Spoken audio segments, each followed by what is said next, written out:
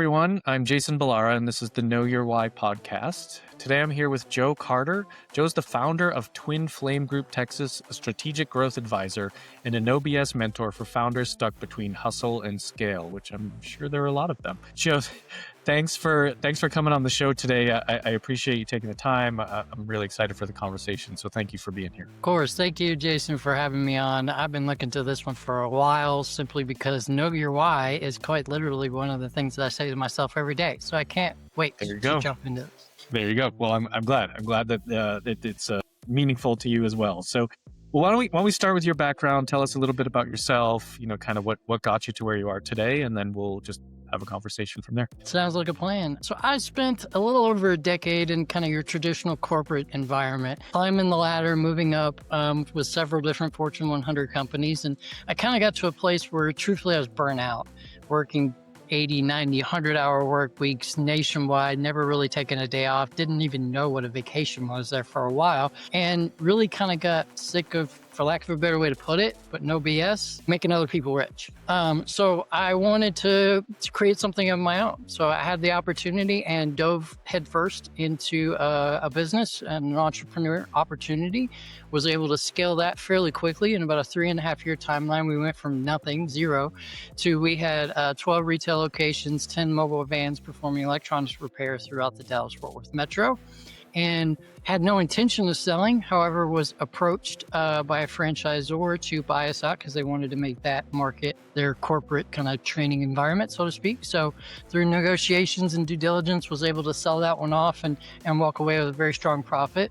Again, didn't want to jump back in to the corporate world, so dove back in a second go around into entrepreneurship, completely different industry landscaping this go around, and was able to scale it nationwide in roughly the same time period, and ultimately sold that one to a private equity firm. I got to stay on with that PE firm and ran due diligence for them as they evaluated other businesses to potentially acquire, and saw kind of firsthand the buyer's perspective. So I had sat in the seller's seat a couple of times. Now I got to sit in the buyer's seat through roughly $14 billion worth of business evaluation and business deals.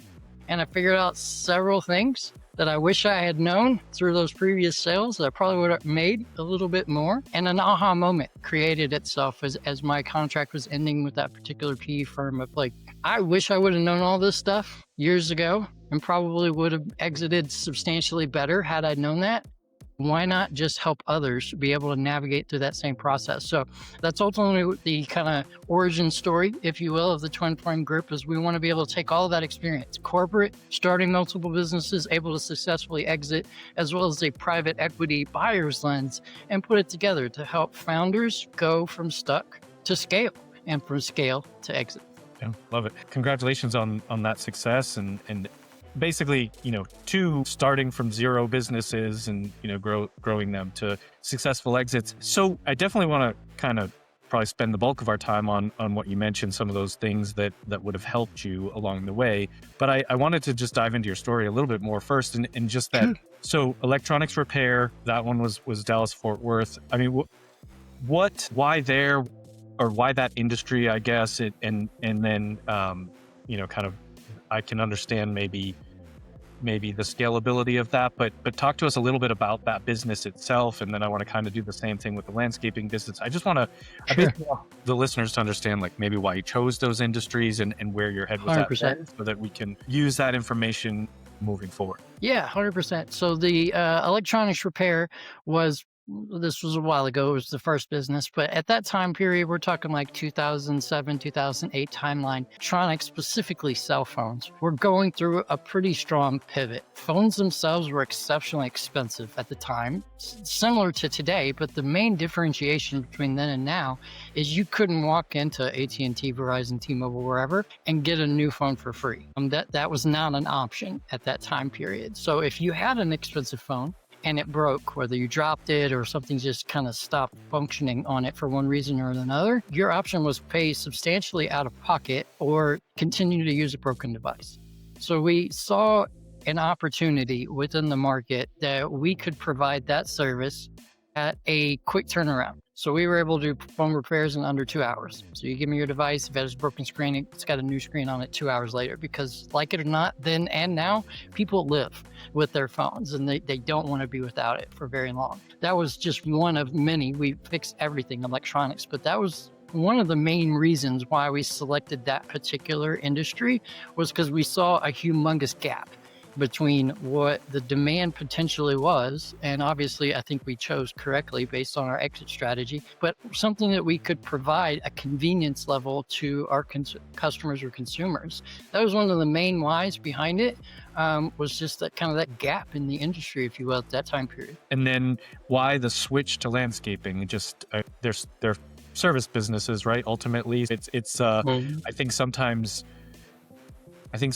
we like to separate industries very specifically, but I think a lot of times when it comes down to service, there's a certain common themes, sales and service, and that kind of flow throughout businesses and industries. So why landscaping then at that point? 100%. Yeah. So the landscaping was a similar methodology in terms of looking at a variety of different industries and picking the one that we thought, and I say we because it was myself and a couple other people inside of our investor group that originally bought in and created that. But we saw a gap. And the gap at that time period was in the landscaping industry, you had your kind of residential landscapers that would come and mow like just somebody's house, right?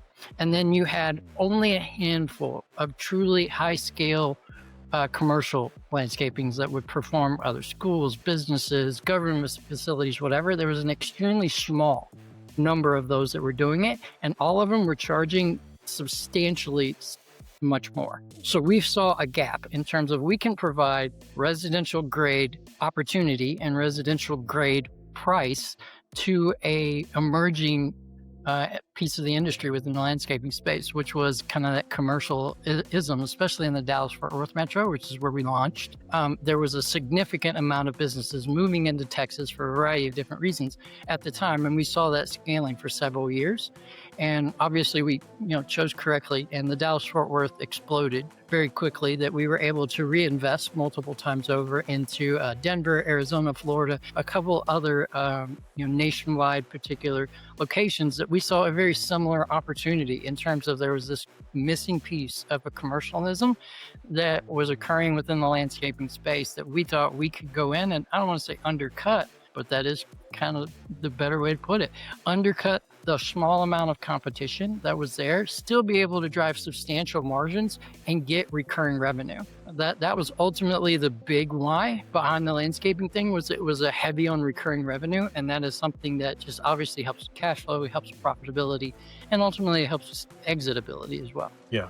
In that instance, I hear you say that you acquired the first landscaping company and then kind of grew from there, or you didn't start that from scratch? Remind me of. So we did buy a kind of a smaller, like mom and pop type thing within the Dallas market. So it was strictly residential, not strictly, it had about 95% residential to commercial customers, but there was a humongous opportunity for the commercial aspect within that particular marketplace. So we turned it from 95% at the time to within 18 months, that number was 68% commercial to 32% residential. So we were able to completely flip it around. Commercial, substantially higher price point, much more recurring, and you have the capability to get very easy traction in terms of referral. Well, we just did the school across the street. Can we go ahead and do your office? We're here, we're local, we're right across the way. We can get it done on this particular day. And we were able to scale it very, very quickly. So it was a small acquisition that we basically turned into a startup as a result of that. And then we followed that similar methodology as we went into new markets. We wanted to find a smaller kind of mom and pop that we could buy for a fairly good price, have a very small clientele to start with, and then be able to apply our commercial model behind it and help it scale very quickly. Yeah, that makes sense. And you actually answered my next question, was just that you found that, take that same system and plug it in other locations, and find someone who's existing and take their, whether it's their brand or their just local presence, and then build from there. So, I mean, two successful exits, but you then sort of reached the conclusion that there are things that you could have done better to have even more successful exits. So let's talk about that now a little bit, kind of the driver behind what you're doing at this point. How do you, when you look back at those scenarios, I mean, what are some of those things that you think you would have done differently or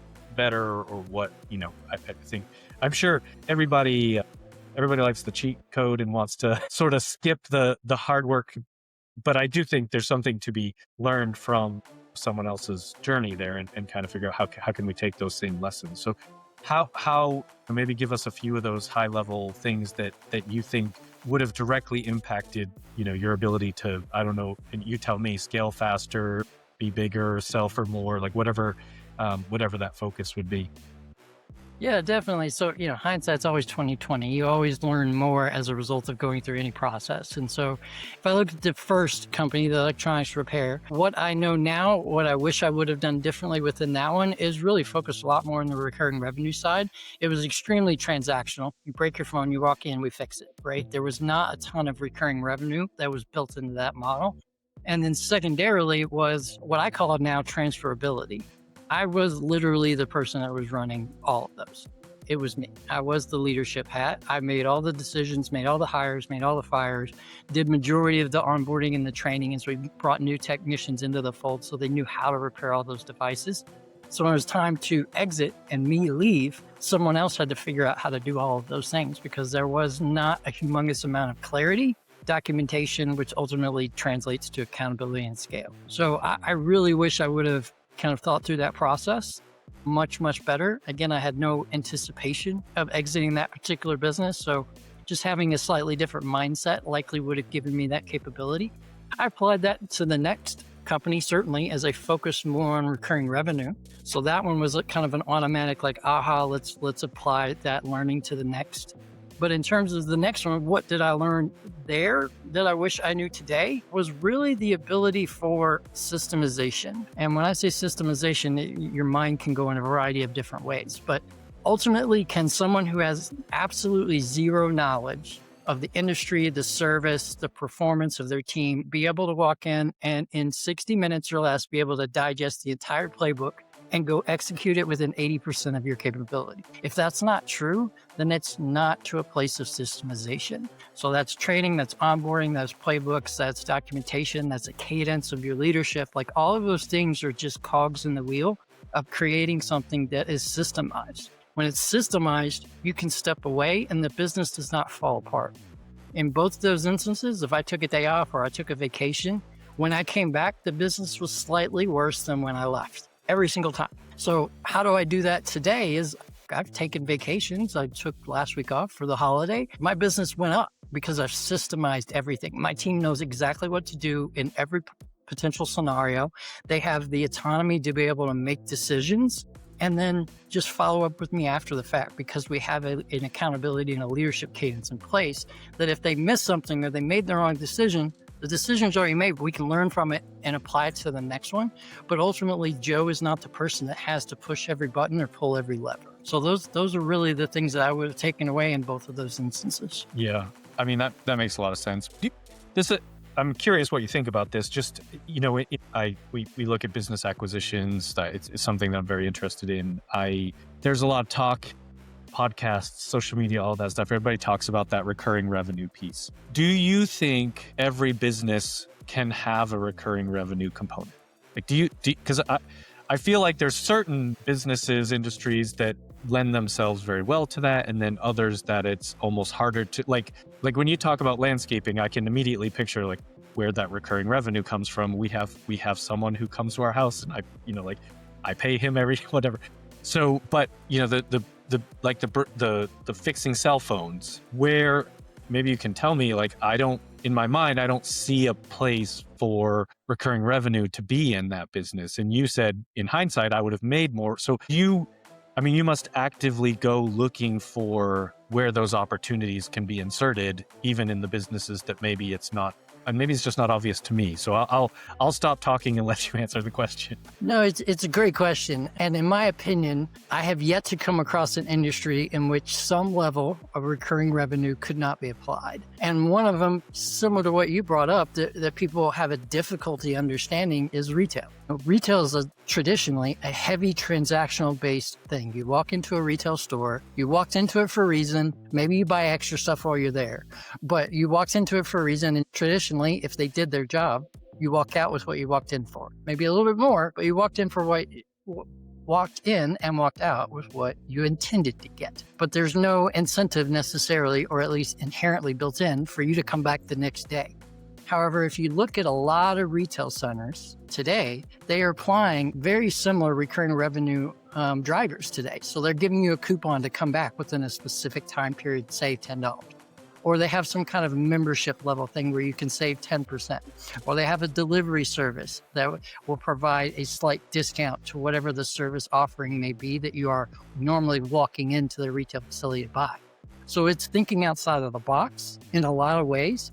But I've yet to locate an industry in which you could not apply some level of recurring revenue to it. You might have to get creative and certainly pull on your sales and your marketing hat, especially if you're going to go to a slightly different clientele. But like, for example, the electronics repair, traditionally, especially at that time period, it was individual consumers. You broke your phone, you walked in, I fixed your phone. The recurring revenue model that I would have applied today in hindsight is going after businesses. Businesses have tech, they have tablets, they have cell phones, they have computers, whatever. If I go after those and provide them with a monthly recurring service to oversee any and all tech that they may have and have a discount provided to them for any repairs that may occur, their tech's on the field, they drop their iPad and crack the screen, they're going to pay half of what a consumer to walk in because they have my membership model, but I'm also going to provide them cybersecurity or some other thing that then creates a recurring revenue stream.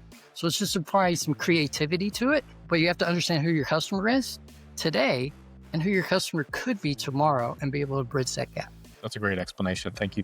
The other things you mentioned is transferability and systemization. I guess, can you tell me what maybe, is there a difference between those two things? Like how do you, I mean, I know there's a difference, but ultimately the goal of both of those things, if I'm understanding correctly, is to kind of extract yourself from the business so you can have those vacations and things don't get worse when you're gone, right? Is that kind of where you're going with, and maybe the transferability is the part that I would ask for more explanation on, but yeah, just maybe tell me a little bit about those components. Yeah, so and everybody might have a slightly different answer to what does transferability mean to you, but in terms of my perception or my viewpoint, transferability is quite literally what you said. If you disappeared tomorrow for 90 days, what happens to your business? If it's anything less than nothing, you're not fully transferable. And any high-level private equity firm, VC capital firm, something to that effect is going to look at that. If Jason has to be there in order for XYZ to occur, I have to replace Jason if I'm buying Jason's company, right? So what is XYZ? What's the components of those things? What do I have to create as the new investor in order to structurize that and give it the capability to scale? Because if I am a PE firm or something to that effect, likely, if I'm interested in buying your business, it's not just because I only want to buy your business. I want to buy 10 other ones that are very similar to yours and apply a similar model to be able to scale nationwide or at least in the multiple markets very quickly. So what can I take from your company and apply to the other 9? And what can I take from those other 9 and apply to you? If you already have all those answers, the PE firm, the VC firm, whatever, is going to pay more because they know that they can extract that information from you and apply it to the other companies. So the PE firm that I was able to work with, that's quite literally how we evaluate a business. One of the criteria was owner reliability. So, or owner dependency is the way that I rephrased it since then. But how dependent is the business on the owner, the founder, the executive, whoever's running the day-to-day? How dependent is it? And so one of the first questions that we ask during due diligence is, if you disappear tomorrow for 30 days, tell me what happens to this, this, and this. Whether it's hiring or a customer complaint or whatever it is, we want to understand what does that look like today? And if there is even a mild hesitation to that answer, it is a light bulb or a red flag for us that we need to dive deeper and understand that more, because you didn't instantly have an answer to know what happens when a customer complaint happens and you're gone. If there's not like just an instantaneous answer, then it's not systemized. And that means we have to create the system. So your ability to step away with little to no impact in your business, in my opinion, is how I would summarize transferability. I love that answer. I love that explanation, because I think so often maybe, and not that this is a bad reason, but I think often we think about the aspects of transferability and systemization so that we can take those vacations, right? Like that's you're like, I just want to be able to go away for a little while, like just to make your life a little bit better so you don't have to do everything yourself. But at the end of the day, there's a very real reason why someone who's eventually acquiring your business not only wants you to be able to have vacations, it's like a necessity for them to want to acquire that business, because they're not gonna, most people selling their business, they're not gonna stay doing that job of everything they've been doing for the rest of their lives. Like they're selling that business to be able to enjoy the exit and either retire or do something else or whatever. So getting yourself ready for that moment by extracting yourself from, doing everything. Doing it. Yeah, exactly.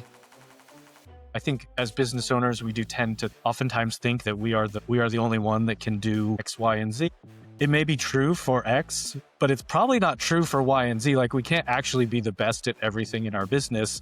And so sometimes you can find someone who's better at it than you, but also you mentioned that, sort of 80% of you being enough, like being good enough. I've heard people talk about, well, okay, hire two people that can do it, 70 or 80% as good as you. And now it's 150% of you. Like there's just like it's not exactly how that math works, but at the same time, figuring out those strategies to kind of get yourself just not quite so necessary for every day, which I think is scary to people. And it requires an investment as well.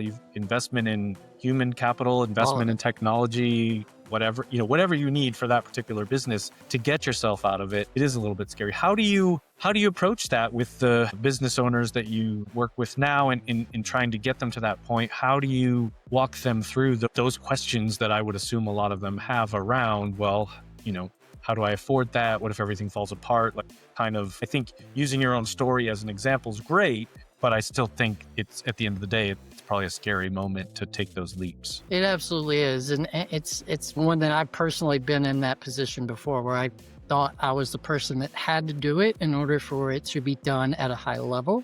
So I've kind of walked that path in terms of understanding, or at least recognizing that I have that mentality. And if I'm going to go beyond my personal capability, I've got to figure out a way to at least hand portions of that, if not entirely off. So how do I work through that process with my current clients? Is one of the first homework exercises. Yes, everyone, if you work with me, you get homework. One of the first homework exercises that I work with any entrepreneur, founder, owner is a week-long exercise where they just take a pen and paper or on a tablet, their phone, whatever they want to record it on, and write down everything that they do every single day that they were the person that made the decision or did the thing, whatever it is. They did the sale, they called the customer back, they approved this invoice, whatever it was. Just write it down. And then we review that entire list. Sometimes it's very short, sometimes it's exceptionally long. Everybody's different. But then we hand select a handful of those things that would be the easiest things to hand off to someone else. Approving an invoice. Why are you approving the invoice? Don't you have an ARAP department? Why can't they do it? What is preventing them today from being able to do it? And what does that look like to close that gap? And we slowly but surely, we traditionally will pick between 3 and 5 things, depending on the complexity of each of those per week. And we will actually systemize it. So you would still do it again. You're going to approve the next invoice that comes through. But when you do it, we're going to record you doing it so that we can create a playbook. We can create a training manual to hand to someone else so that they can learn how to do it the exact same way that you do it. Then we select somebody, we train them on it, we provide them the ability to do it on their own, and we have continual touch bases. And after we've gotten to the place where they've been trained and we've handed it off to them, we move to the next thing on the list. And we just continue to work through that process until at least vast majority, if not all, of the things that were on that original list are completely gone because somebody else owns it. Very often we get to a place where we don't have someone today to hand that thing off to. I don't have an AP clerk. Okay, is there a need? What's the cost involved in hiring someone? What else would we benefit from? And do a complete benefit analysis on, does it make sense to hire X, whatever that person may be? what else can they do? Is there other stuff on that list that we might be able to hand off to that individual and be able to make one hire that can impact 7 to 10 things on your list that frees up 15 hours of time per week for you. So now we've just freed up 60 hours a week for you that you can either take a day off, or we can apply those 60 hours to actually moving the business forward, additional revenue, new markets, whatever it may be. But if it's too expensive or we're not in the right place, then at least we have it mapped to when we get to this revenue level or to this profitability level, we need to hire this person for this role. And one of the metrics that we leverage for that is revenue per employee. So we will look at your revenue divided by the number of employees. There is such a thing as too high, and there's also such a thing as too low when you look at that particular metric. You want to be kind of in a sweet spot. And every company, every industry is completely different when you apply that logic to it. But as your revenue gets too high per employee, what tends to occur is your employees will get burnt out because they're doing so much. They're having to handle so much more. So there is a need then for there to be a hire to reduce some of that so that they can continue to perform at a high level. Otherwise, your service or your product execution is going to be diluted. And then the opposite is true. If it's too low, that means that we're not selling enough per person that we have on payroll. So we either need to figure out a way to increase that very quickly, or there's a potential possibility we might need to downsize in order to find the right optimization level. So we do apply logic behind it and the capability to have a metric that we can look both historically, current state, and where do we want to be future state to be able to track our progress towards that. I like how the, sort of mapping out the plan, even if it's not appropriate at the moment. The revenue per employee number, obviously it's going to be different per business, industry, all of that. Would it also be different per, I guess, level of employee? Or are you saying when you look at that, I don't know how granular you get with it, but like when you look at that, do you say, okay, this company has, 10 employees, but 2 of them are, part of the ownership group, 5 of them are technicians in the middle and 5 of, the other, I guess that leaves 3 more are the office staff or something, you know what I mean? Like where certain positions in a company actually generate revenue, measurable revenue. I'm not saying that there are people that ideally you don't have people that are just providing no value to the company. But the point being, I would think it might be measured differently, or are you just looking for kind of an overall average across all the employees? How do you break that down for people? Yeah, I love that question because the answer is the more data, the better. So we do look at holistically as the company. So whether you are a revenue generating employee or a non-revenue generating employee, we do look at holistically, where is the company at, and want to understand historically, where have you been, where are you at today, and where do we, at least at this moment in time, anticipate you should be in whatever track record or growth plan that we're applying. But then we do take it down a layer to by department, because the sales department obviously is going to generate more revenue than a payroll department, right? However, both are true. You can be overstaffed or understaffed in either one of them. And ultimately, even if it's a payroll department, they're going to generate more revenue the more employee, or they're going to have to do more tasks, the more employees that you have, which means you have more revenue in order for you to have more employees to be able to generate more revenue. So there is a correlation even on non-revenue generating roles where that metric can still be applied. It might be different from one department to the next, but if you understand where you've been, where you are, and where you want to go in reference to that, it does give you a North Star that you can continually look back on and track your progress around to understand when do I need to make the next hire, either holistically or within a particular department. And also, maybe I've overhired, I've overcorrected, and I need to figure out how do I redo that? Do I need to move someone from one department to another? Do I need to give them additional tasks so that they take stuff off of my plate and I can go generate additional revenue? Or is it maybe potentially time to downsize? And then there's a whole process that we look at to be able to determine within data sets who is the best person if we do have to make a decision for someone to exit the organization through this process, that we've done so with data and without data, is maybe the easiest way I want to put it, because some founders are very interested in keeping certain employees for a variety of different reasons, whether it's you were there a long time or you're related to my aunt or like whatever, there's a why behind some kind of emotional attachment to a lot of employees. But if you get rid of someone else because you want to keep that person, but that person is either in the wrong role or not generating the revenue that you need, you're actually going to see your metrics slide. So we want to be able to apply logic behind either hires or terminations. Makes sense. What Are you, when you're working with your clients, are you approaching this from I want to, or are they, I guess maybe it's not the same for everybody. Are they approaching it from I want to exit soon, or this is just like an overall business development and growth strategy? Maybe it's all of the above. I guess what I'm getting at is where in their business development stage should people reach out to you and connect and think that it's going to be a good fit for your services? I love that question. And truthfully, the answer is we get them in a variety of different places in terms of whether or not they want to exit. However, vast majority are at least thinking through the potential exit. Either they've been reached out to by an investor, they've been contacted, they've thought about it, they're getting close to a retirement age, they want to be able to hand it off, but they have no one to hand it off to. Like something has occurred in which they're at least thinking through that as a potential possibility. So when we initially get either a lead or a referral or a potential client, the first thing that we do is a business evaluation on the current state of the business. So I apply all the same logics that we applied when I was with the private equity firm to state, at least from our vantage point, what your current value is as an organization. And once we understand that, I can also tell you where you're missing things in terms of we had to deduct a 1/4 of a point EBITDA multiplier because of X. And we were able to increase a 1/2 a point multiplier because of Y. And I can tell you all of those different things and then be able to tell you a list of things that you could close the gap on that is very likely the next investor and the next buyer is going to look at as an increase in profit.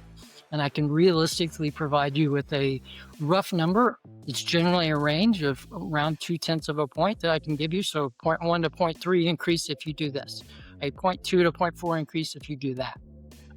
Because I can't ever get it exact because every buyer is going to be slightly different, but I can get you within a fairly close range. And you can walk out at that point and say, okay, I understand, valued exactly what I was hoping to exit. I'm going to go try to sell. And now you also have a data set to know that a third party has looked at it and this is what you believe or they believe your business is worth. And so you can have that negotiation with some confidence at that point. Vast majority of our clients do get that list of things that they could close gaps on and increase their multipliers on. And we can help them through that process, whether it's the actual implementation of technology, the creations of playbooks, doing some kind of revenue per employee modeling for them to help them close the gap so that when it is time for them to want to go sell, they're at the highest potential multiplier for their industry, for their specific business, and they're ready to go have a strong negotiation. We also do assist through the entire due diligence process as well. If it's somebody who's already in kind of serious levels of conversation with potential buyers, so that we can help them navigate that process and understand what does a full due diligence look like from LOI to direct deposit showed up in the account and everywhere in between. What are all those stages and steps? When do you need to loop in legal? When does your accountant need to be on the call?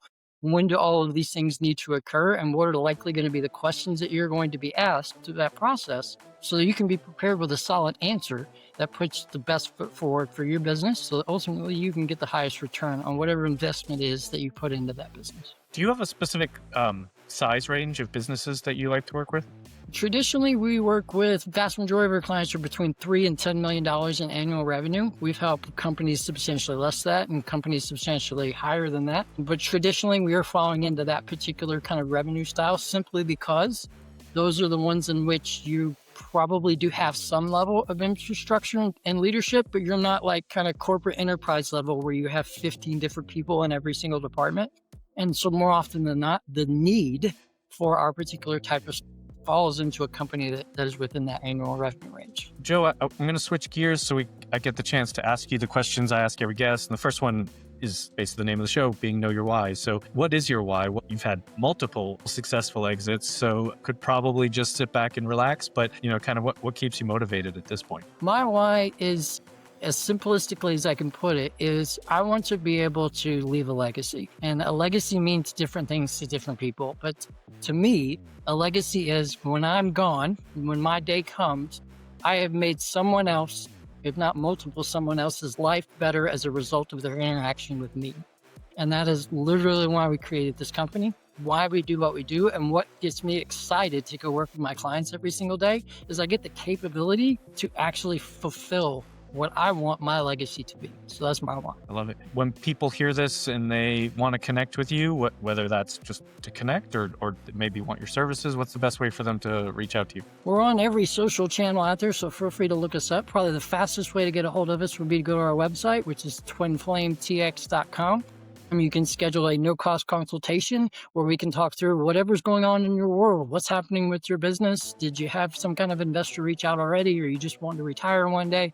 We can talk through what's going on. And if there is a way that we can help, we'll share that with you. If there's a way we can't really help, at a bare minimum, I'll be able to provide you with some additional insights and refer you to people who I think could be a benefit to you. But fastest way, our website, click a button, schedule a free call. We'll get that in the show notes so people can find you easily. Joe, this is great. Thank you so much for being on the show and sharing everything that you did. I think it's so easy.